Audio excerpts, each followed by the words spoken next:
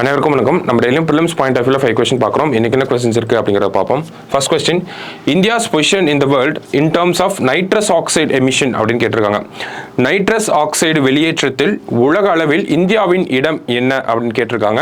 So சமீபத்தில் ஒரு ஜேர்னல்ல release ஆன ரிப்போர்ட்டை பேஸ் பண்ணி கேட்டிருக்காங்க.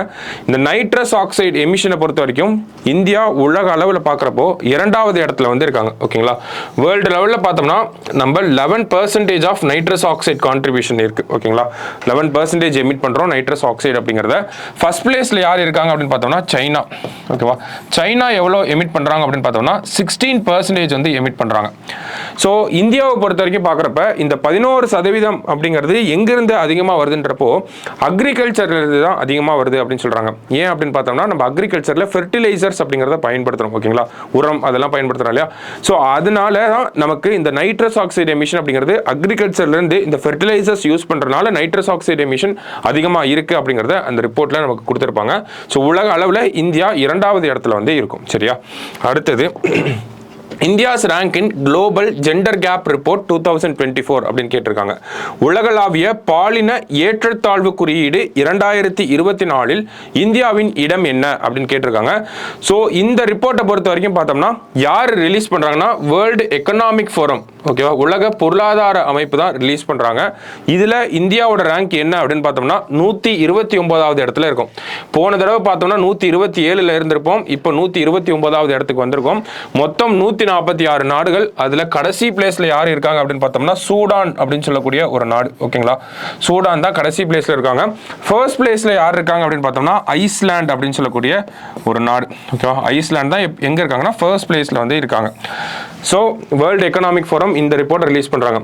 ஸோ நம்ம இதோட சேர்த்து ஜெண்டர் இன்இக்வாலிட்டி ரிப்போர்ட் அப்படின்னு ஒன்று இருக்கு, ஜெண்டர் இன்இக்வாலிட்டி இண்டெக்ஸ் அப்படின்னு ஒன்று இருக்கு. அதுல இந்தியாவோட ரேங்க் வந்து 108வது இடத்துல இந்தியா இருக்காங்க. ஓகேவா, ஸோ இதை தெரிஞ்சுக்கிறப்போ இதையும் தெரிஞ்சுக்கணும். ரெண்டும் கன்ஃபியூஸ் பண்ற மாதிரி இருக்கும், ஆனால் கன்ஃபியூஸ் ஆகக்கூடாது. ஓகேவா, ஸோ இதை பத்தின மற்ற விஷயங்களை நம்ம டிஎன்ஏலையும் பார்ப்போம். சரியா, அடுத்தது which article deals with appointment of chief minister அப்படின்னு கேட்டிருக்காங்க.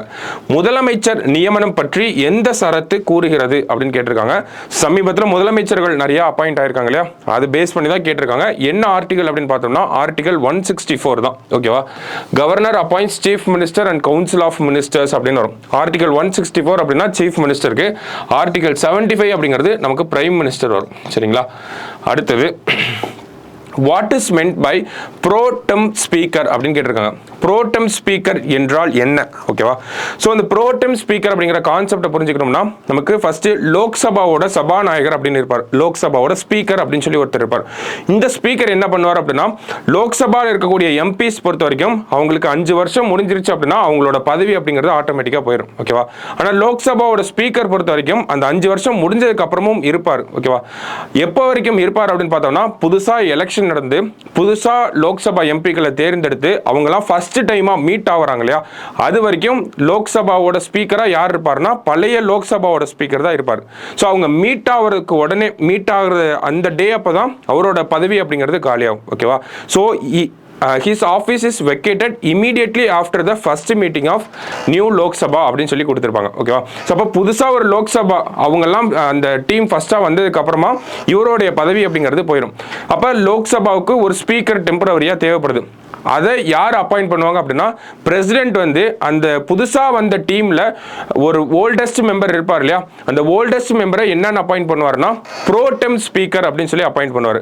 இந்த ப்ரோடெம் ஸ்பீக்கர் தான் என்ன பண்ணுவாரு, புதுசா தேர்தலில் போட்டிட்டு வெற்றி பெற்ற இந்த மெம்பர் ஆஃப் பார்லிமெண்ட் எம்பிக்களுக்கெல்லாம் பதவி பிரமாணம் செஞ்சு வச்சு அவங்க என்ன சொல்லுவார் அப்படின்னா உங்களுக்கெல்லாம் பதவி பிரமாணம் செஞ்சு வச்சாச்சு, உங்களுக்குன்னு ஒரு லோக்சபா ஸ்பீக்கரை நீங்க தேர்ந்தெடுங்க அப்படின்னு சொல்லுவாங்க. ஓகேவா, ஸோ அதுக்கப்புறமா தான் அந்த லோக்சபாவுக்கு ஸ்பீக்கருக்கான எலெக்ஷன் அப்படிங்கிறது நடக்கும். அதுக்கப்புறம் தான் ஸ்பீக்கர் அப்படிங்கிறது தேர்ந்தெடுக்கப்படுவாங்க. ஸோ அந்த ஸ்பீக்கர் புதுசா ஒரு லோக்சபா வந்து அவங்களுக்குள்ளேயே தேர்தல் நடத்தி ஒரு ஸ்பீக்கரை எலெக்ட் பண்ற வரைக்கும் அந்த அவையோட தலைவராக யார் இருப்பார், அந்த அவையோட சபாநாயகராக யார் இருப்பார்னா இந்த ப்ரோடம் ஸ்பீக்கர் அப்படிங்கிறதா இருப்பார். ஓகேங்களா, புதுசா ஒரு ஸ்பீக்கர் எலெக்ட் ஆகி வந்ததுக்கு அப்புறமா இவருடைய பதவி அப்படிங்கிறது முடிஞ்சிடும். ஓகேவா, அதனாலதான் ப்ரோடம் ஸ்பீக்கர், டெம் அப்படின்னா டெம்பரவரி அப்படின்னு நம்ம சொல்றோம். ஓகேவா, அப்ப டெம்பரவரியா ஒரு ஸ்பீக்கர் இருப்பார். ஓகேவா, பழைய லோக்சபாவில் இருக்கக்கூடிய ஸ்பீக்கரோட பதவிக்காலம் புதுசாக இருக்கக்கூடிய லோக்சபா மீட் ஆகிறப்ப முடிஞ்சிடும். ஓகேவா?